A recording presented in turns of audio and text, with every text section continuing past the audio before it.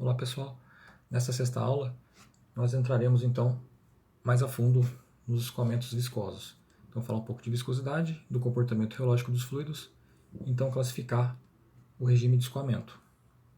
O foco é escoamento interno, escoamento em tubulações e dutos. Então nós definiremos o regime de escoamento laminar e turbulento. Também falar um pouco da região de entrada e a região onde o escoamento está plenamente desenvolvido, que são conceitos importantes utilizados daqui para frente. Então, para esses fluidos, para esses escoamentos, onde a viscosidade é importante. Então, ao final dessa aula, vocês serão capazes de entender e definir a propriedade viscosidade dinâmica, também o comportamento reológico dos diferentes tipos de fluidos que existem, entender também os regimes de escoamento laminar e turbulento e o conceito da camada limite e o desenvolvimento do escoamento. Dessa forma, começamos então com a viscosidade e o comportamento reológico dos fluidos. A reologia é uma área que estuda então o comportamento dos materiais, comportamento relacionado com tensão. Para fluidos, a viscosidade é a propriedade que mede a facilidade dele escoar ou não. Então, relembrando, fluidos que são gases líquidos são os materiais que vão escoar quando eles estão sob a ação de uma tensão, de uma força. Então, considerando o escoamento de Coué, que é esse escoamento entre duas placas, então tem uma placa móvel, placa de cima aqui móvel, placa de baixo fixa. Vai ter um fluido preenchendo a placa. A placa é grande para evitar efeitos de borda, então o escoamento pode ser considerado permanente ao longo da placa. E a espessura entre uma placa e outra está preenchido com fluido H. Então, se uma força F puxar a placa superior, vai ter um deslocamento definido aqui como esse S do fluido. Ele vai deslocar, já que a placa de baixo está fixa e a placa de cima se move, ele forma esse ângulo relacionado aqui com esse deslocamento S. Então, o efeito da força aplicada vai ser a formação do perfil no fluido. Placa de cima se move, placa de baixo fixa.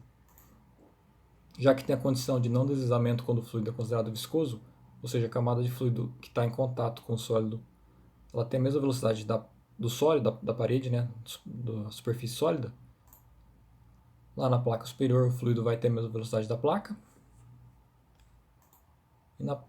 E na parte de baixo, né, quando o nosso y vale zero, que a gente está na placa de baixo, na placa fixa, vai ter velocidade nula. Então forma esse perfil de velocidade aqui, onde o vetor aqui, a flechinha, né, indica a magnitude da velocidade. Então, velocidade u no eixo x vai ser função do y, já que o cisalhamento está na direção y.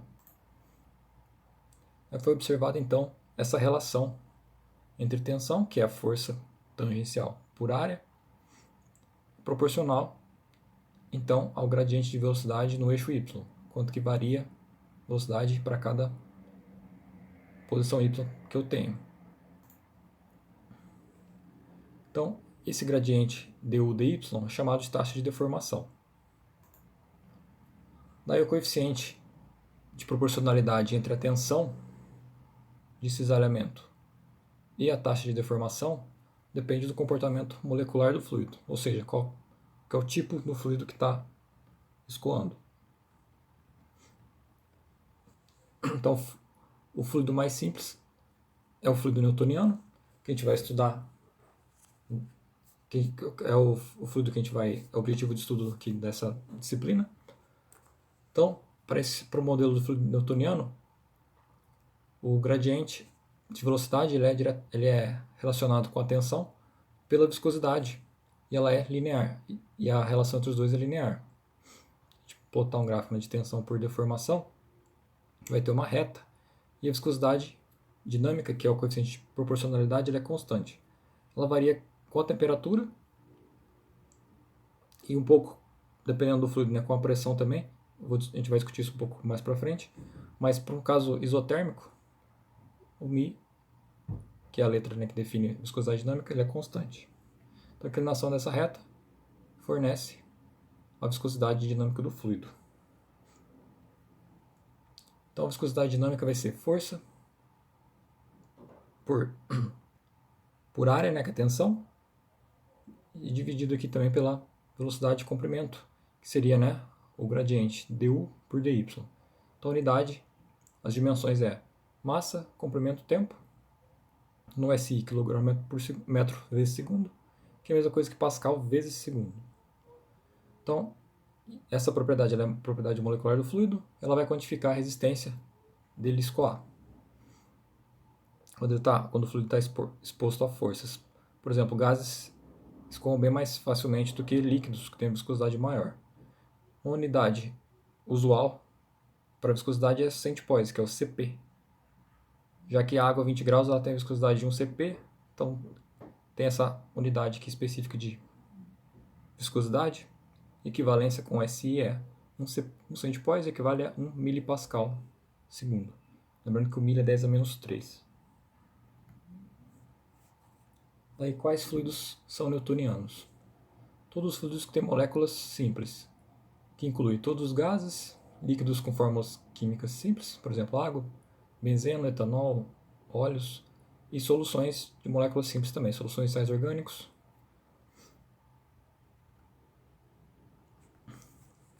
E como que isso varia, né, para cada fluido? Então aqui tem um gráfico. Tensão de cisalhamento, funciona a taxa de deformação por cisalhamento, que é o du dy. A gente comparar água com petróleo, o petróleo vai ter uma inclinação muito maior, né? Já que a viscosidade dele é bem maior. Então, lembrando que a inclinação, que o coeficiente angular da reta relaciona, né, tensor com a deformação, fornece a viscosidade. Então, o petróleo, viscosidade muito maior que da água, que também, e a viscosidade da água, por sua vez, é maior que do ar, que é um fluido gasoso. Comparando aqui o mesmo fluido a temperaturas diferentes, quando o líquido está mais quente, temperatura mais alta, a viscosidade dele tende a diminuir. Então, só ilustrando aqui o comportamento dos fluidos newtonianos.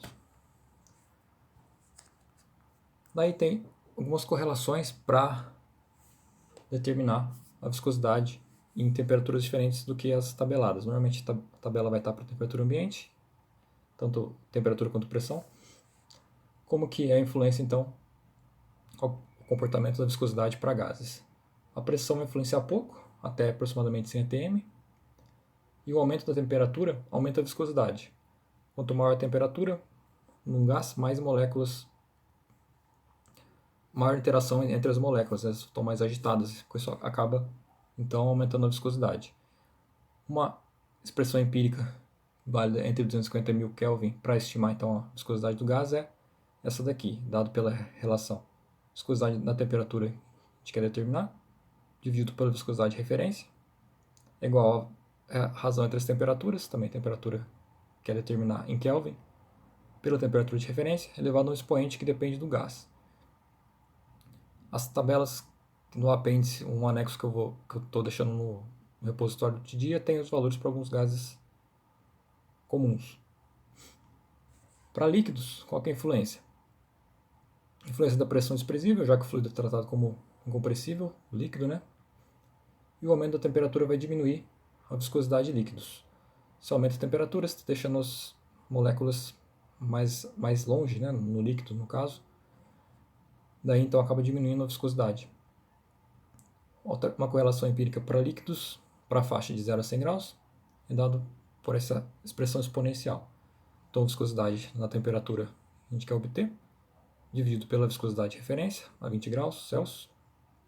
Isso é igual ao expoente, uma constante, 293, que é a temperatura de referência, dividido pela temperatura que se quer determinar a viscosidade nova. Tudo isso menos 1. Aqui mesma coisa, constante C e a viscosidade de referência para os fluidos estão a 20 graus, estão disponíveis também no apêndice, no anexo que eu vou deixar no repositório de dia, que é do livro do White.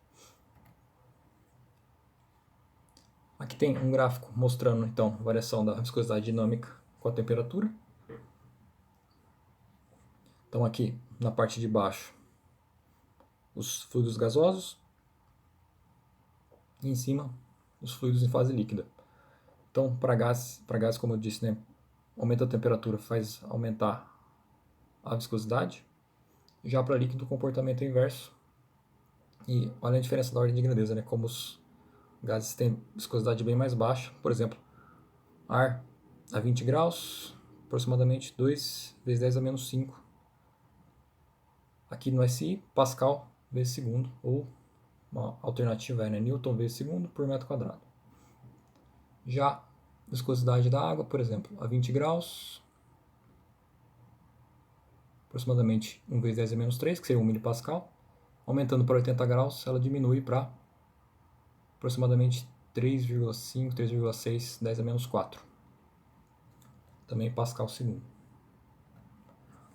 Um outro tipo de viscosidade utilizada é a viscosidade cinemática. Ela, na verdade, é um coeficiente de difusão e é uma propriedade que ela tem uma analogia com os outros fenômenos de transporte. Na última parte do curso que a gente vai entrar em transferência de calor, a gente vai ver que tem um coeficiente lá chamado coeficiente de difusão térmica, que é o alfa. E ele vai ter as mesmas dimensões, que seria área por tempo, que é a viscosidade cinemática. Em adição, em transferência de massa, tem também um coeficiente D chamado de coeficiente de difusão molecular. Todos esses três coeficientes são dados em área por tempo, o metro quadrado segundo no SI. Não tem uma analogia entre os três fenômenos de transporte, para determinar os fluxos que ocorrem os fenômenos. Então a viscosidade cinemática é dada por Ni, que é a letra grega, razão entre a viscosidade dinâmica e a massa específica do fluido.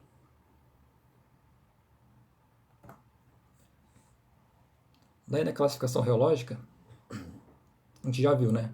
O fluido pode ser considerado ideal ou invícido, que seria aproximar, né, viscosidade aproximadamente zero. Na verdade, seria desprezar o atrito.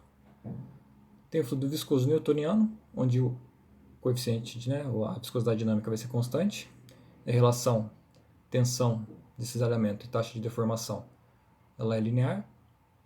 E os fluidos viscosos não newtonianos, que o μ vai ser variável e a relação tensão de cisalhamento e taxa de deformação ou ela é não linear ou ela precisa de uma tensão mínima para escoar.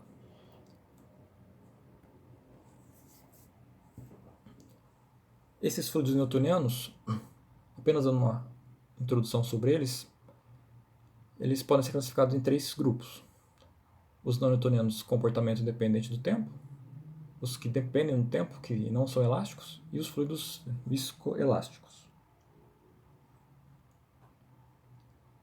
Aqui um gráfico que mostra os diferentes tipos de fluidos possíveis. Então, tensão de cisalhamento no eixo Y, taxa de deformação no eixo X. Em alguns casos, utiliza o gama bolinha para definir então o gradiente de velocidade em relação à componente tangencial.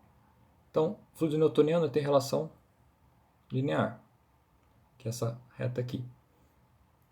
Daí os fluidos não newtonianos têm vários comportamentos. Por exemplo, pode ser um tipo pseudoplástico, onde vai ter um expoente no gradiente, na taxa de deformação, vai ser elevado no expoente n. Quando é menor que 1, ele é pseudoplástico, tem esse comportamento. Se aumenta a tensão, se aumenta a taxa de deformação, a viscosidade dele tende a diminuir. Lembrando que a viscosidade aproximada, né, a viscosidade aparente, pode ser obtida pelo coeficiente angular da reta tau gama. Daí, no inverso, o dilatante tem o n maior que 1, quanto maior a taxa de deformação, maior a viscosidade aparente, no caso, por exemplo, da areia movediça. Quanto mais força atua para se movimentar, mais fica difícil, né? Maior resistência do fluido. E tem os fluidos que têm uma tensão mínima de cisalhamento. São os fluidos que se comportam como plásticos. Então, por exemplo, tem um plástico de Bingham linear. Se a tensão de escoamento for menor que T0, ele não escoa. Atingiu T0 ou superior, começa a escoar. Se for um plástico de Bingham linear, ele escoa com uma relação linear de viscosidade. Se for Bingham não linear, tem um comportamento parecido com o dilatante. E se for um fluido de Casson, que é, por exemplo, em alguns casos, o escoamento de sangue se comporta dessa forma, o aumento da taxa de formação vai gerar uma leve diminuição da viscosidade aparente. Mas todos eles precisam de uma taxa mínima para escoar, senão eles ficam estáticos como se fosse um sólido. Daí a classificação em relação ao tempo. Dois tipos, os fluidos reopéticos, que a viscosidade aparente aumenta com o tempo.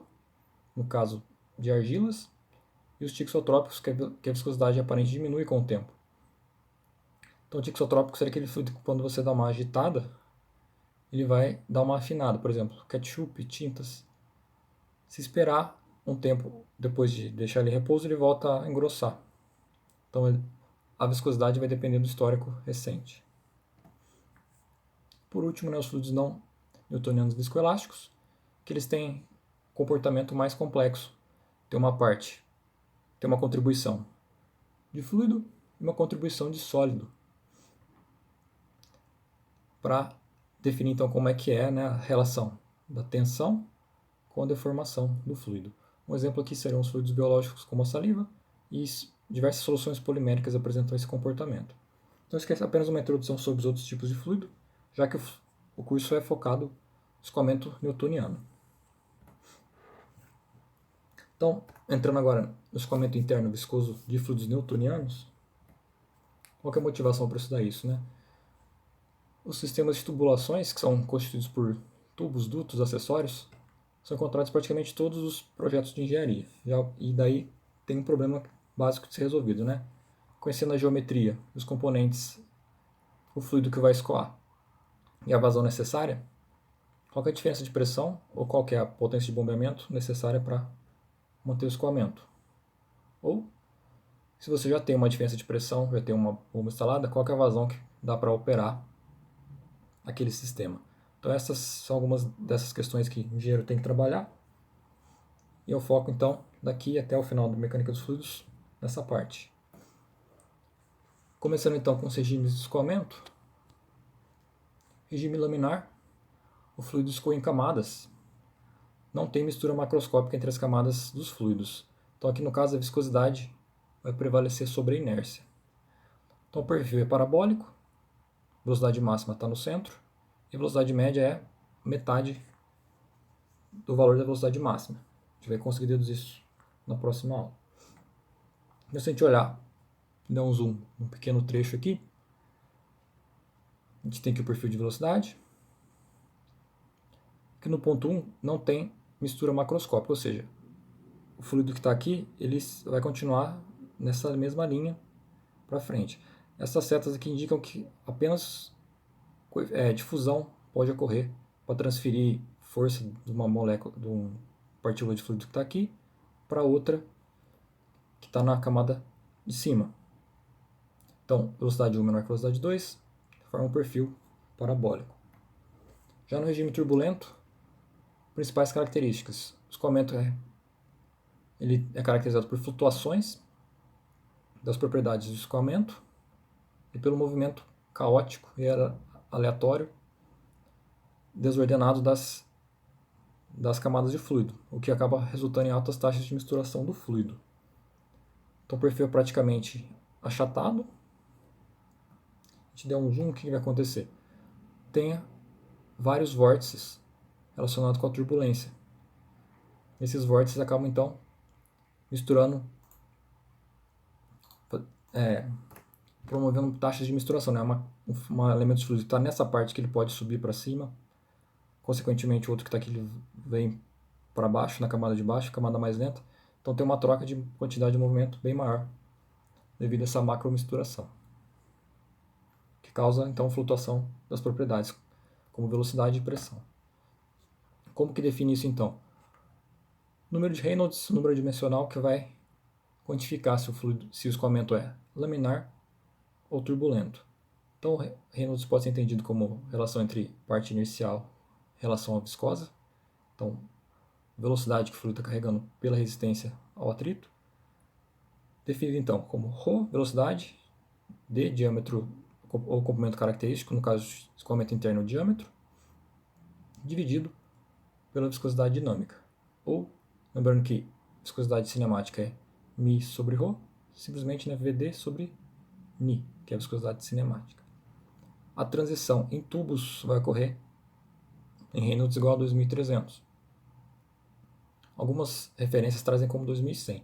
Na verdade, vai depender bastante da tubulação, porque se a tubulação tiver uma rugosidade um pouco alta, a transição pode ocorrer antes, então tem que ser bem controlado escoamento para atingir 2.300 na transição. Então, no regime laminar, esse é o experimento de Reynolds, que tem uma tubulação passando um fluido, injeção de um corante bem no centro da tubulação. Se o escoamento está turbulento, como ocorre entre camadas, o corante vai formar um filete bem definido no centro. Se o Reynolds está acima de 2.300, começa a ocorrer uma transição de escoamento, começa a ter uma perturbação nessa linha de corante. Até que ele atinge a turbulência, ele fica totalmente desordenado, devido à formação dos vórtices. Em alguns casos vai aparecer um RD, é só para definir que o Reynolds está em relação ao diâmetro, é que ele pode ser reescrito para vários outros tipos de geometria. Por exemplo, escoamento externo ao redor de uma asa poderia ser um L do comprimento da asa aqui, mas como a gente vai trabalhar focado no escoamento interno, então o Reynolds D é a mesma coisa que esse Reynolds que a gente definiu aqui em cima, em função do diâmetro.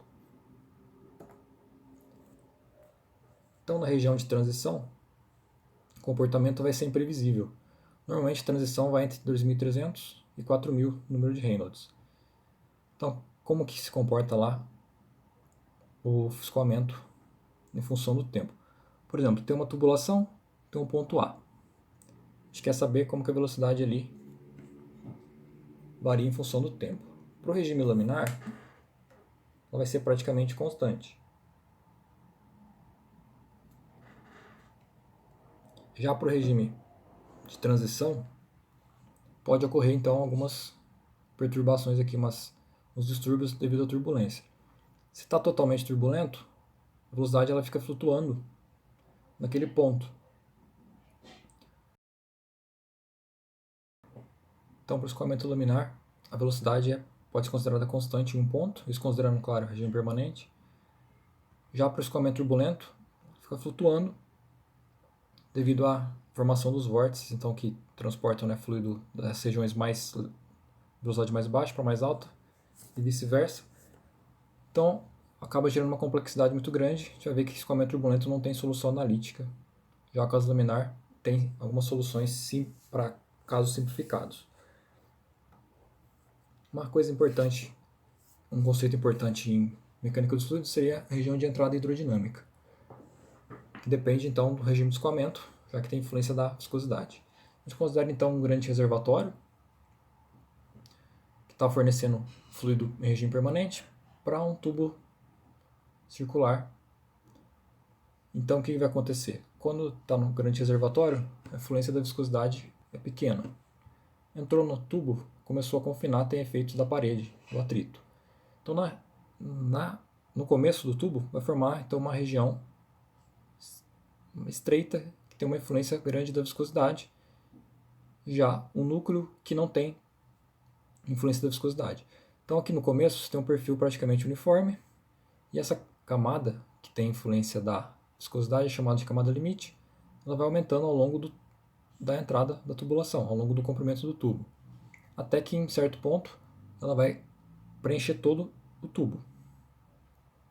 Então nessa região aqui, se a gente analisa aqui, aqui o perfil está uniforme, depois de um trecho o perfil está com uma perfil de velocidade, tem uma influência da viscosidade aqui na região que está em branco, devido então à parede, e no centro continua sem influência. Então em cada ponto aqui o perfil vai se alterando, ou seja, o fluido ainda está em aceleração. Chegando no momento que a camada limite se encontra e toma conta de toda a tubulação, o perfil fica constante e uniforme. Uniforme em relação à posição X, posição axial do tubo. Ou seja, daqui para frente o escoamento está plenamente desenvolvido. Então a velocidade ela é constante, é como se o fluido tivesse atingido a velocidade terminal. E o balanço entre força motriz e força de resistência tem que ser igual a zero. No caso de que segundo a lei de Newton, a sua aceleração é zero, a velocidade é constante. Então, é importante determinar esse comprimento de entrada aqui, por exemplo, para a instalação do medidor de velocidade. Se colocar o medidor de velocidade aqui, vai estar medindo a velocidade do fluido acelerando. Então, na hora de transformar em vazão, pode fornecer uma leitura errada da vazão. É importante saber qual que é esse comprimento de entrada, onde o escoamento ele é chamado de plenamente desenvolvido. Além disso, para fazer as análises das soluções analíticas, a gente tem que considerar que o escoamento está plenamente desenvolvido para conseguir fazer o balanço e ter uma solução analítica, já que nessa região aqui, a velocidade vai depender de vai depender tanto da posição axial quanto do raio, já que forma um perfil, e vai chegar numa equação diferencial que não tem solução direta. Daí, se o fluido passa por uma curva também, ele desacelera, ele sofre, né, de novo uma reaceleração até atingir de novo a condição de desenvolvido e assim por diante. Então, cada vez que ele passa por uma mudança de direção, ele sofre esse novo período, né, de transição aqui até chegar ao escoamento desenvolvido. Então aqui só revisando então, né, o que é a condição, o que é a região de entrada hidrodinâmica. A condição lá de não deslizamento na parede vai fazer com que a camada limite vai aumentando ao longo do eixo axial, né, do eixo X. Então nessa região de entrada o fluido está acelerando, já que tem uma força de resistência que está sendo imposta ao fluido que não era até ele entrar na tubulação, quando ele estava dentro do reservatório. A camada limite vai crescendo até ocupar toda a seção do tubo. Daí o escoamento atinge condição de plenamente desenvolvido. E daqui para frente, considerando que fosse uma tubulação mais longa, né, esquecendo lá a curva, daqui para frente a velocidade vai ser constante. E só vai depender da posição radial, já que o escoamento é viscoso. Então, esse comprimento de entrada hidrodinâmico ele vai depender do regime de escoamento, já que o escoamento laminar não tem macromistura, já o turbulento tem uma taxa de misturação muito alta. Então, para o laminar, ele vai ser aproximadamente 0,06 Reynolds vezes o diâmetro da tubulação. Para o turbulento, existem algumas correlações, e a mais simples é aproximar ele para 10 vezes o diâmetro. Por exemplo, o tubo tem 2 cm de diâmetro, em 20 cm, a partir da entrada ele já vai estar desenvolvido.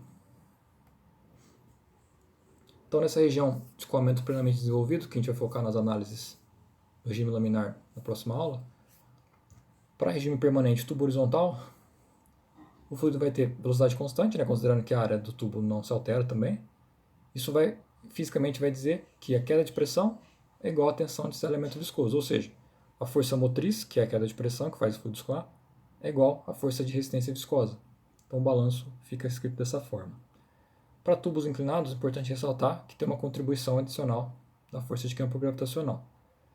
Se o tubo estiver inclinado para cima, a força vai estar contra, né, o escoamento, ou se estiver inclinado para baixo, né, no sentido do escoamento, o campo gravitacional vai ajudar no escoamento. E para ilustrar a determinação desse comprimento de entrada hidrodinâmico, exercício 3.5. Então tem água, as propriedades foram dadas, né, 998 kg por metro cúbico de massa específica, e a viscosidade de 1 vezes 10⁻³ pascal segundo. Está escoando em regime permanente, tubulação longa de diâmetro 2,5 cm, conectada a um reservatório grande. Determinar o comprimento de entrada hidrodinâmico. Caso A, se a velocidade média é 0,05 m/s. Caso B, se a velocidade média da água é 5 m/s. Então, determinar o LH, foi dado as propriedades da água e do tubo. Começando então a análise, né? O comprimento de entrada, como eu acabei de falar, ele depende do tipo de regime de escoamento. Para saber isso, então, determinar primeiramente o número de Reynolds. Caso A, velocidade 0,05.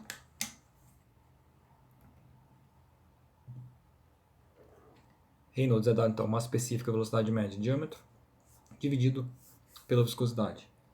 Substituindo os valores, tudo no SI, número dimensional, a gente vai ter um valor 1247,5. Como a transição em 2300 e o Reynolds do caso analisado é menor que 2300, regime laminar.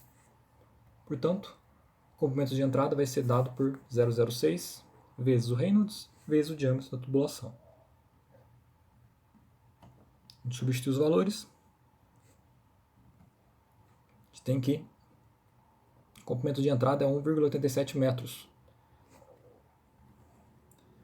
que era a pergunta do item A. Vamos agora fazer o item B, velocidade de 5 metros por segundo, a velocidade mais alta. Calculando o Reynolds para esse caso agora. Dá 1,24, 10 a quinta. Como é maior que 2.300, o regime é turbulento. Portanto, o comprimento de entrada vai ser 10 vezes o diâmetro, aproximadamente.